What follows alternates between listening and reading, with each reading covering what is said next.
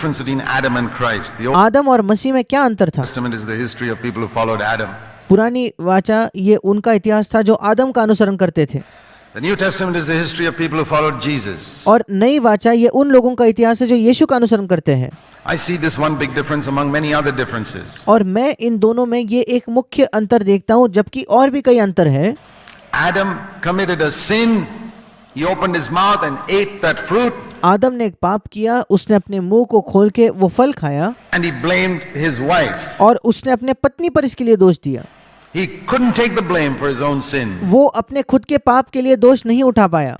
Those are the followers of Adam. ये आदम के अनुयायी है, They blame others. वे दूसरों पर दोष लगाते हैं Always. हमेशा।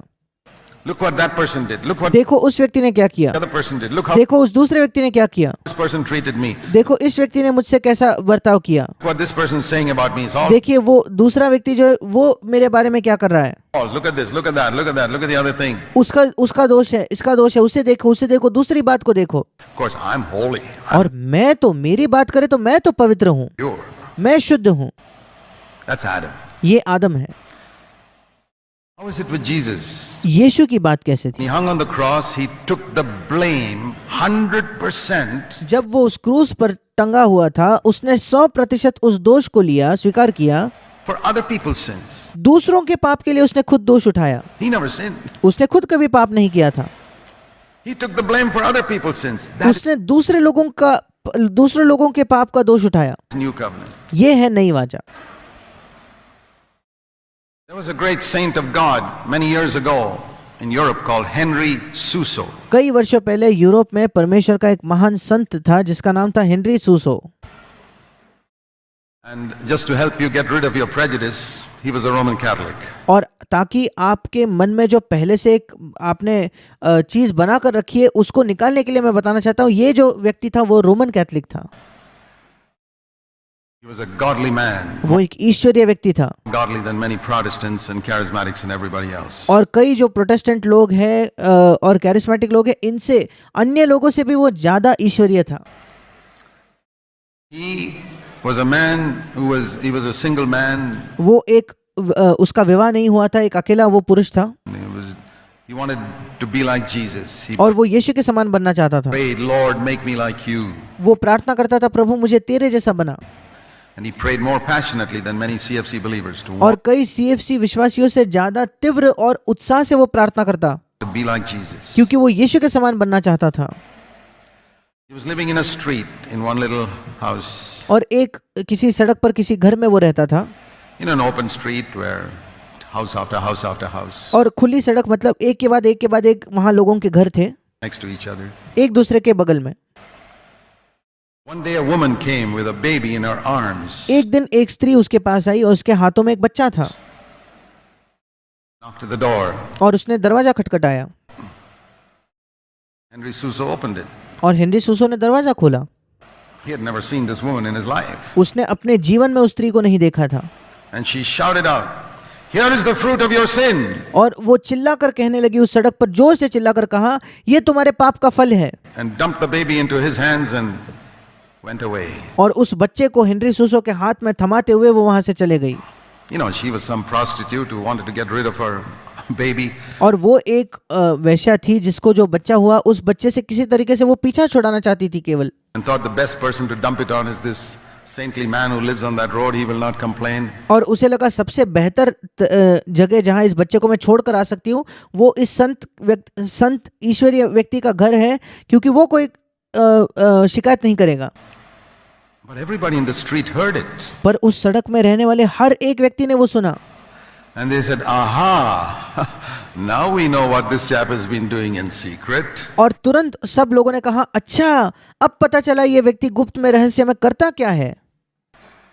Giving us the impression that he's a very holy man and all that. And this हमारे सामने तो दिखावा करता था कि ये बहुत ही पवित्र व्यक्ति और ऐसा पूरा पाखंड करता था।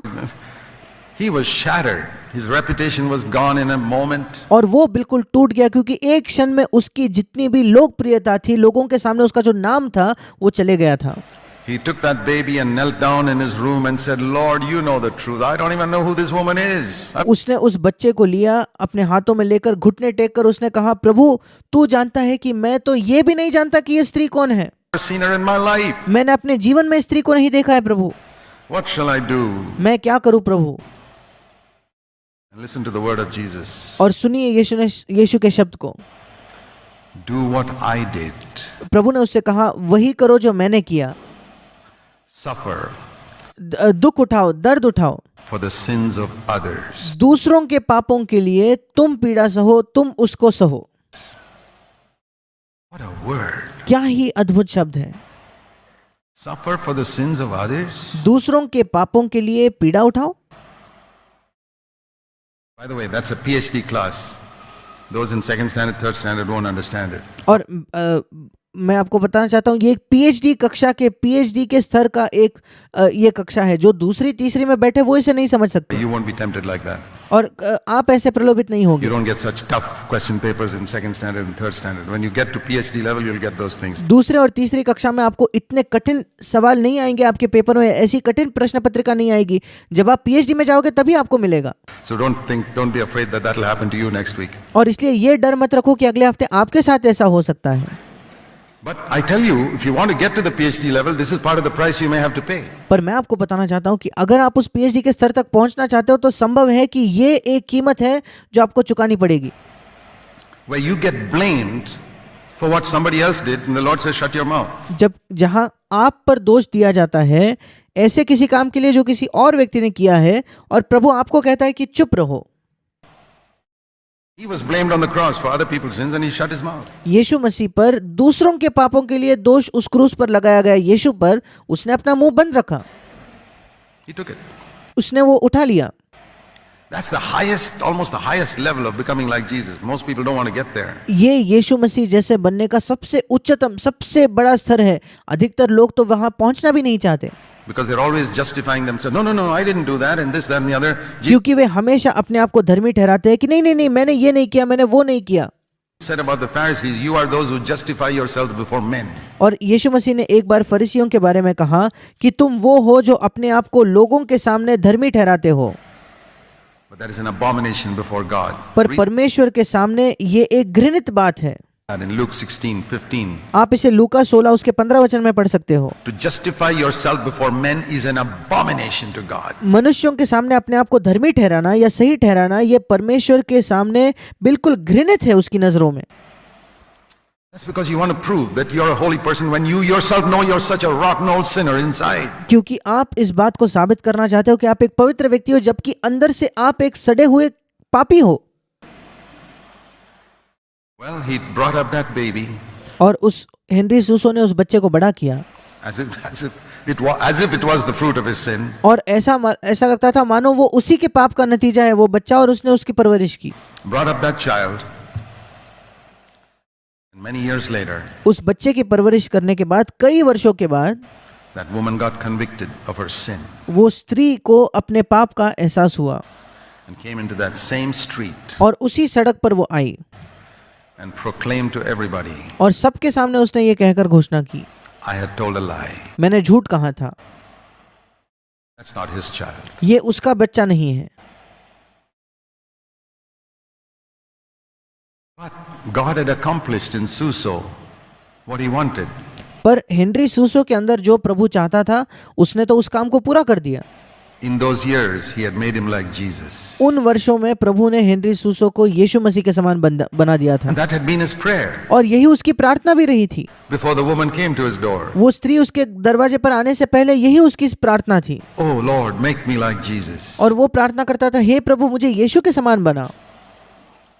So when you start praying that prayer, और इसलिए जब आप इस प्रार्थना को करना आरंभ करते हो तो be careful. आप भी बड़े सतर्क रहना। You really want to be like Jesus? क्या आप वाकई यीशु के समान बनना चाहते हो क्या? You really want to take the blame for the sins of others? क्या आप वाकई में दूसरों के पाप के लिए खुद दोष लेना चाहते हो क्या? Be careful what you're praying. आप बहुत ही सतर्क रहिए कि आप क्या प्रार्थना कर रहे हो। What you mean is I want to walk on the water and I want to feed the 5,000 with 5 loaves and those types आपका तो मतलब यही है कि नहीं, मैं तो 5,000 लोगों को खिलाना चाहता हूँ, पानी पर चलना चाहता हूँ, इस प्रकार की चीज है। of things. No. नहीं नहीं, You want his ministry, but you don't want his life. आपको यीशु की सेवकाई चाहिए, आपको यीशु का जीवन नहीं चाहिए। But you don't realize the ministry comes out of the life in the New Testament. पर आपको ये एहसास नहीं होता कि नई वाचा में, नए नियम में सेवकाई जो है वो जीवन से बहकर बाहर आती है। In the Old Testament, you could have ministry without life, like पुराने नियम में आप सेवकाई कर सकते थे बिना जीवन के, Samson. जैसे शिमशोन ने किया। The guy could live in adultery and have a fantastic ministry. और शिमशोन व्यभिचार में जीकर भी उसकी एक अद्भुत महान सेवकाई थी। Not a ministry of changing souls, लोगों को बदलने की कोई सेवकाई नहीं थी, या प्राण बदलने की यह सेवकाई नहीं थी, but a ministry of killing lions and Philistines. I बल्कि उसकी सेवकाई यही थी कि पलिश्तियों को मारना और सियों को मारना। want to kill lions and Philistines in any case. मैं वैसे भी किसी भी सिंह को या पलिश्तियों को नहीं मारना चाहता। I want to change souls. Jesus didn't come to kill lions and Philistines. And if you मैं लोगों को बदलना चाहता हूँ। यीशु मसीह यहाँ पलिश्तियों को मारने के लिए या सियों को मारने के लिए पृथ्वी पर नहीं आया। want a ministry of killing, doing external things, और अगर आपको भी ऐसी सेवकाई चाहिए जो बाहरी चीजें करती है, that's you can be like Old Testament people. But फिर Jesus आप पुराने नियम के लोगों के समान बन सकते हो। had the ministry of changing people. पर यीशु मसीह के अंदर ये सेवकाई थी लोगों को बदलने की, And for that we have to suffer. और उसके लिए हमें दुख उठाना पड़ता है।